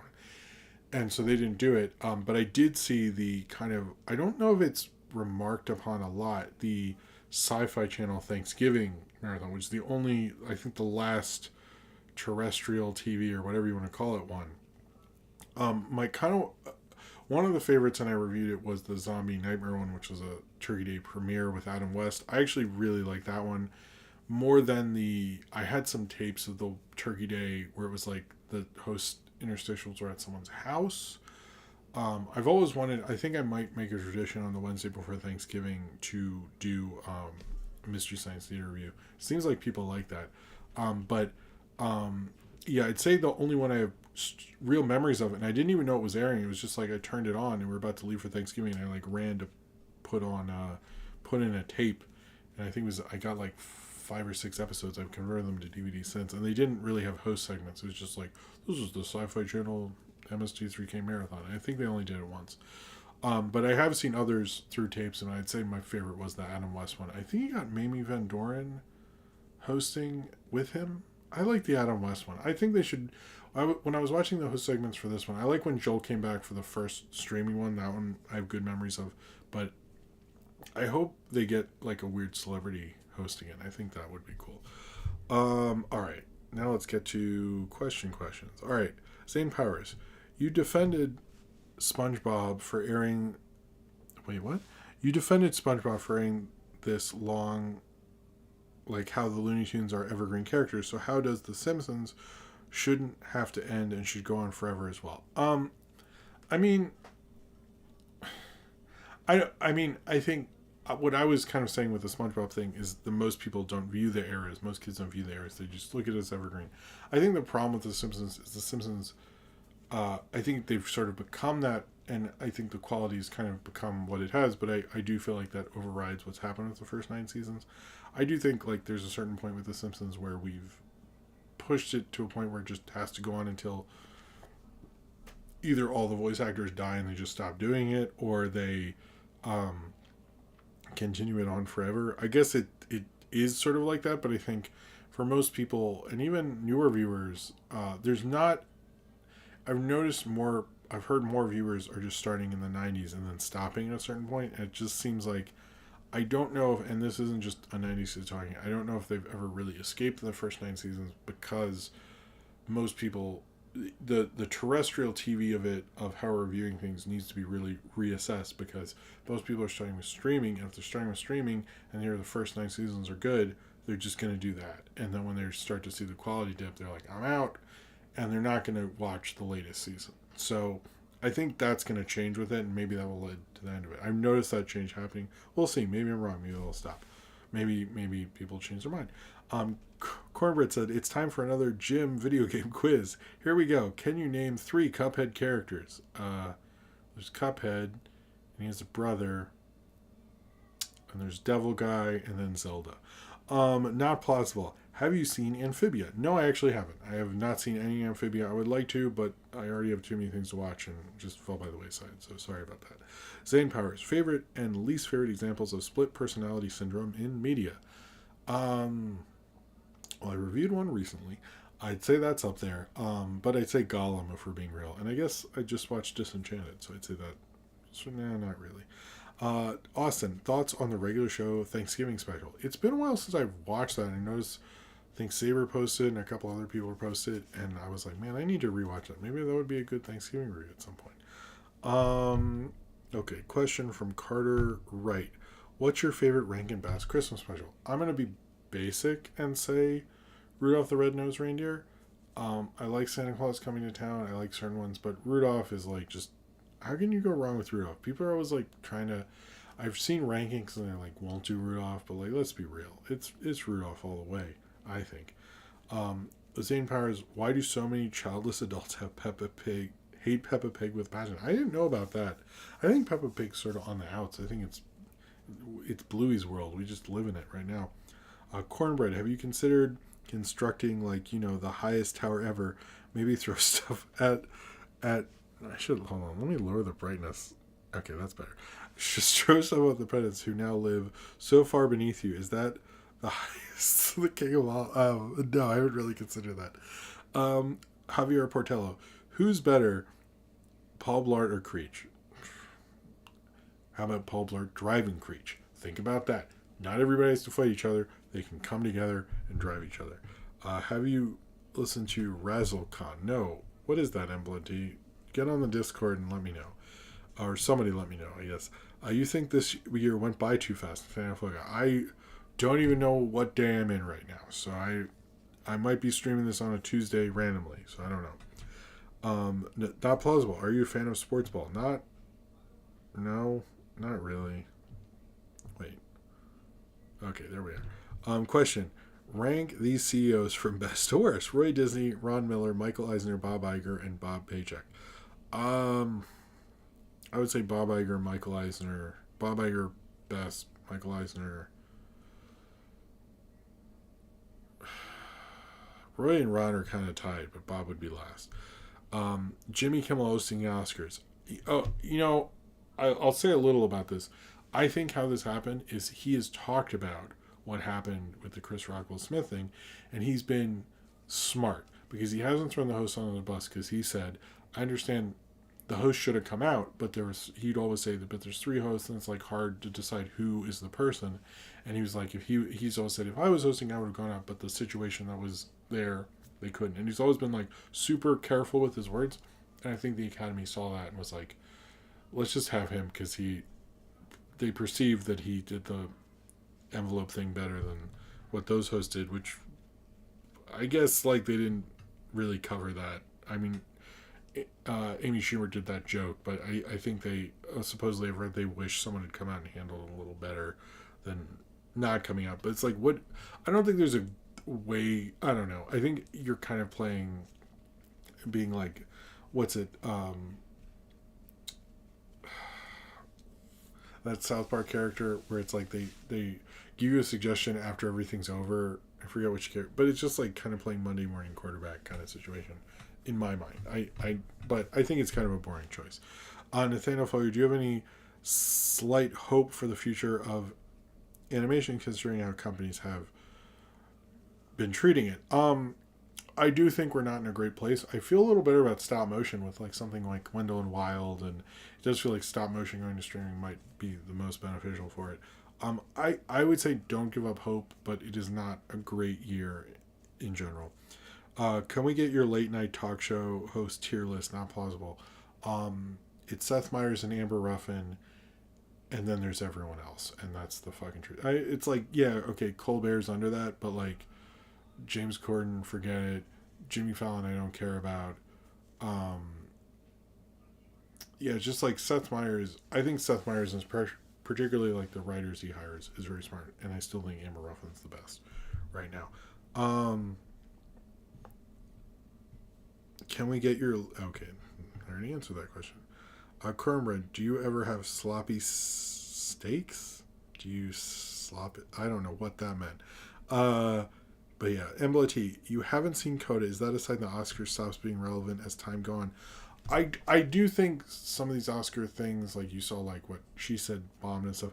I think a lot of... You are seeing these releases, these Oscar releases, that just aren't really jiving with the public, and I really wish something like Everything Everywhere All at Once, which was a hit with the public and did well. I think them not nominating it is a huge mistake because they should be nominating things the public sort of knows about and sort of has some relevance, and oftentimes they're too interested in nominating these things that the public will go see them now because it's nominated, but then you get 10 of those. You should have 2 movies like that, and then the rest. It's they need to, I don't know. They just need to nominate stuff that really hits with people. And yeah, when are you gonna try to go to a convention again, Nathaniel Foga? I haven't had an offer in a while, and I don't know. I don't know. I'm not sure if I'm still comfortable about it just because of all the sickness we've been through. So I'm not sure when at this point. When are we getting the daytime ended and Killer Fish reviews? Is this the season 12? I think I want to finish out this season of MST3K. I do think because it seems like people have been liking me doing MST3K reviews, I would like to do some more. Like I've never reviewed the movie. I want to do a Manos review at some point. I think I will try to finish season 12. Yeah, at some point. Yeah. Did the scene where Justin Timberlake's character talked about his dad make you emotional in Shrek the Third, Same Powers? No, not really. Favorite real Ghostbuster episode, Carter Wright. It's been a while, so I don't remember many of them, but I remember liking it as a kid. Cornbread. Groot got a Game Boy tongue twisted in Guardians of the Galaxy special. Which games do you hope he got to play? Tetris, obviously. I played Killer Instinct and beat it on the Game Boy. I got a Game Boy one year and I got Killer Instinct with it. Was it a great game? Not really. But maybe the Mario Game Boy game, whatever that was, I think that would be cool. How do you store the films you out? I still have a DVD binder, which I need to go through the CD binders. I've been saying I'm going to do that. I need to do that. I still have some VHSs. They're mostly in closets and stuff, but I also have my Plex server, or my Plex thing with a drive attached to it. So that's kind of mainly how I'm watching stuff now. But it's either DVDs and binders or VHSs in a box or something. M-Blood T, not really a question, but check out EO. It's a Polish movie where the main character is a donkey. It's the Under the Sky, but for animals perspective than aliens. Okay, that's interesting. Question, do you think when celebrities marry, they have actual love for each other's same powers? I mean, I hope so. I think that would be sad if they didn't. How do I subscribe to the James Cameron Dream streaming with? I think it's probably Wakanda Forever. But I'd say Doctor Strange 2 is close. Yeah. Right? What else is there? Like Black Widow, Thor, Eternals. Yeah, it's like those two, I think. Favorite. Okay, why is it called the Golden Age of Comics when comics quality wasn't as good as today? Oh fuck.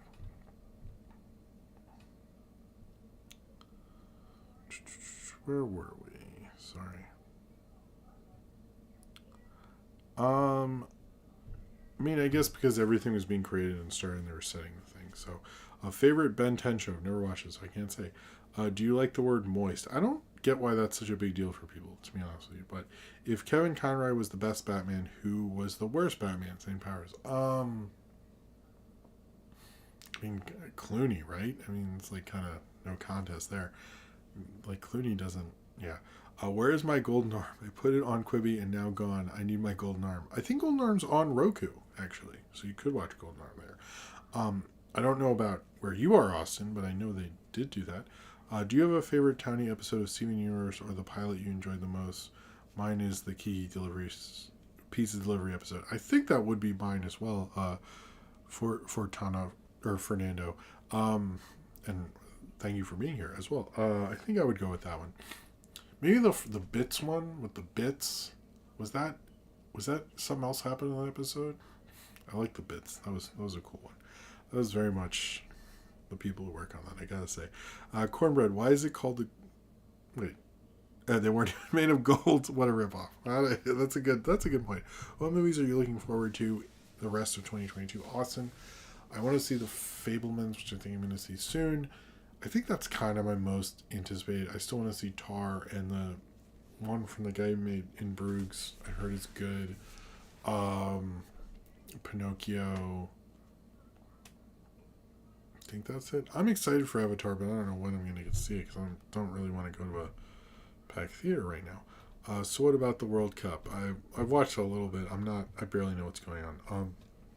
Thanofug, favorite Macy's Thanksgiving parade float? Probably the Sesame Street one.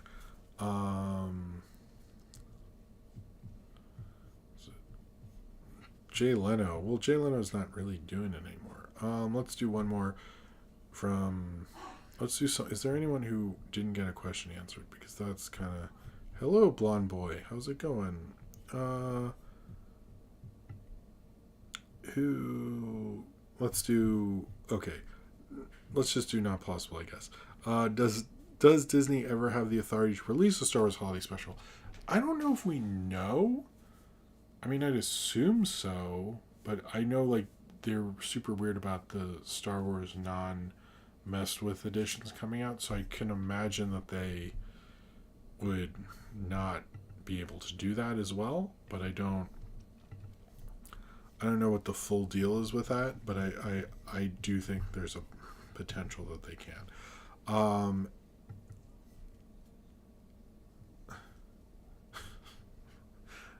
Powers, do you have a family friend growing up was especially close to Rob?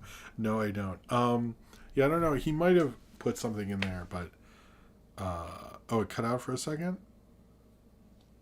Oh, how do I subscribe to James Cameron's streaming service? I mean, no, I think it's just him bragging about his own imagination. So I would say hack into his brain if you can still do that. All right, I think that's gonna be it.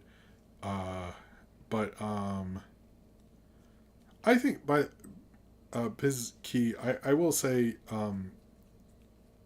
you can see my review of the Batman. It's up here. I was fine with it. You can hear it say there. But I think Avatar 2 is going to make money. The thing with Avatar 2 is everyone's going to be like, oh, it only made this in the opening weekend. The thing with both Avatar and Titanic is they never had blockbuster opening weekends. And holiday box office is not summer box office. So do not compare like, oh, it didn't have a good weekend, it's fucked.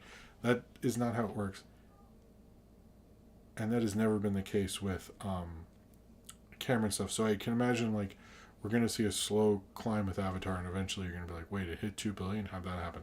That's what I think will really happen. I don't think Avatar 2 is going to bomb. I'm wondering if he'll want to make more Avatar movies past 3, but I just don't see... I don't see it bombing. I don't know why everybody thinks that's cool. I think that's kind of dumb. All right. So I think that's it. That's it for tonight. Thank you for all the super chats, everyone who gave one. Thank you for your generosity.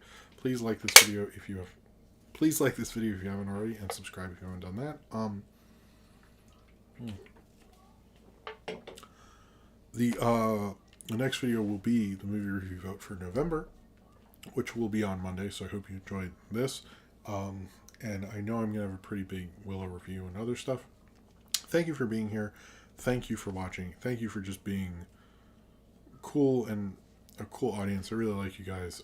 The next stream, and I'm going to tell you this right now because I actually know, I believe if there is going to be a stream in December, the only time it can happen is the 17th. So if it does happen on the 17th, I expect me to be back that day because the other Saturdays are Christmas Eve and New Year's Eve, and I'm not streaming on those days. So I would expect the next stream is the 17th, so look out for that. But thank you all for being here. I see I'm sorry they're not as much as they used to be, but it's just life. But there's a lot of cool stuff coming. The film route video, music video, the next film route video script is written. I'm going to record the voices soon, and a lot of cool stuff's coming up. So I'm excited for that, and thank you for being here. Thank you for your patience. Thank you for watching, and I will see you all next time. All right, have a good night, and bye. See ya.